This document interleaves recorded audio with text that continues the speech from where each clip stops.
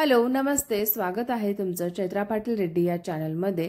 आता आम्ही आहोत कन्याकुमारीमध्ये, तर व्हिडिओ शेवटपर्यंत नक्की पहा आणि आवडला तर लाईक करा आणि अजूनही माझ्या चॅनलला सबस्क्राइब केलं नसेल तर सबस्क्राइब नक्की करा।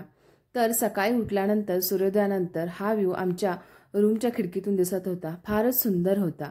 तर हा व्ह्यू जो आहे कन्याकुमारीमधील जे प्रसिद्ध विवेकानंद रॉक मेमोरियल आणि त्याच्या साईडला ना एक महान तमिळ कवी संत तिरुवल्लुवर तर यांची ही मोठी मूर्ती आहे।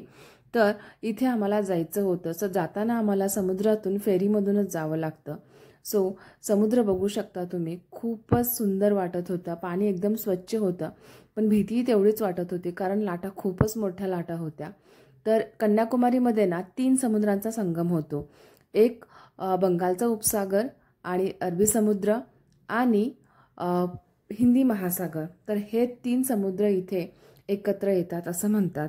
तर विवेकानंद रॉक मेमोरियल जे आहे कन्याकुमारीमधील प्रसिद्ध असलेले एक स्मारक आहे, जे स्वामी विवेकानंद यांना समर्पित आहे। तर हे जे स्मारक उभारण्यामध्ये सर्वात जास्त महत्त्वाचं विशेष कार्य जे कोणी केलं असेल ते म्हणजे एकनाथ रामकृष्ण रानडे।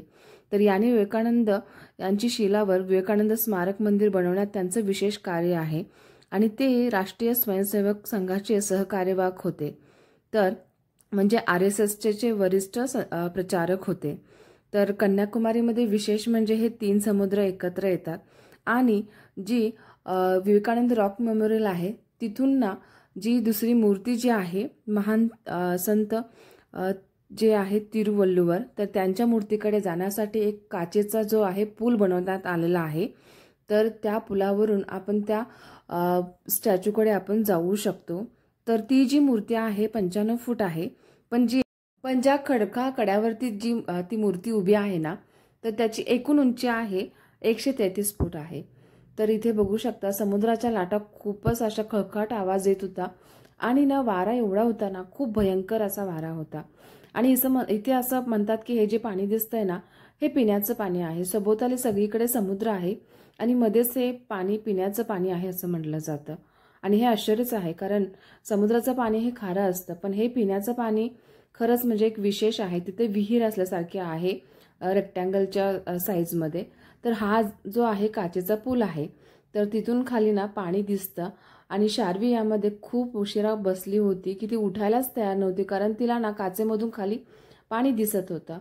तर तिला खूप छान वाटत होतं, ती हलायलाच तयार नव्हती काचेवरून।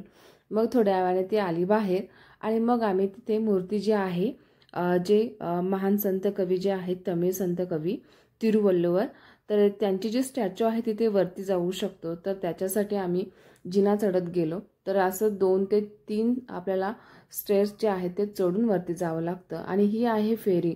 एवढे सगळे लोक होती, पण तरी सुद्धा या लाटा बघू शकता किती भयंकर होते। आधीच मला पाण्याची भीती वाटते, पण ना ॲक्च्युली हे समुद्रातून प्रवास केल्याशिवाय आपण जाऊ शकतच नाही, त्यामुळे ऑप्शनच नव्हता, फेरीमधूनच जावं लागत होतं। तर हे जे दृश्य बाहेरून असं दिसतं जेव्हा फेरीमधून जातो, किंवा जे आपण आमच्या रूममधून सुद्धा खूप छान व्ह्यू दिसत होता। तर असा व्ह्यू छान दिसतो, मस्त असा। तुम्ही जर येत असाल कन्याकुमारीमध्ये तर हे प्रसिद्ध ठिकाण आहे, इथे नक्की व्हिजिट करा तुम्ही। आम्ही फेरीमधून जाऊन आलो आणि त्यानंतर आम्हाला पुढे निघायचं होतं रामेश्वरमला। सो आम्ही रामेश्वरमला पोहोचलो, पण रात्री पोहोचलो। मग दुसऱ्या दिवशी पहाटे लवकरच सकाळी उठून दर्शनासाठी आम्ही गेलो। दर्शन आमचं 15 मिनिटातच झालं। इथे 22 कुंडाचं स्नान आहे, 22 कुंडाचं स्नान सुद्धा घेऊ शकता।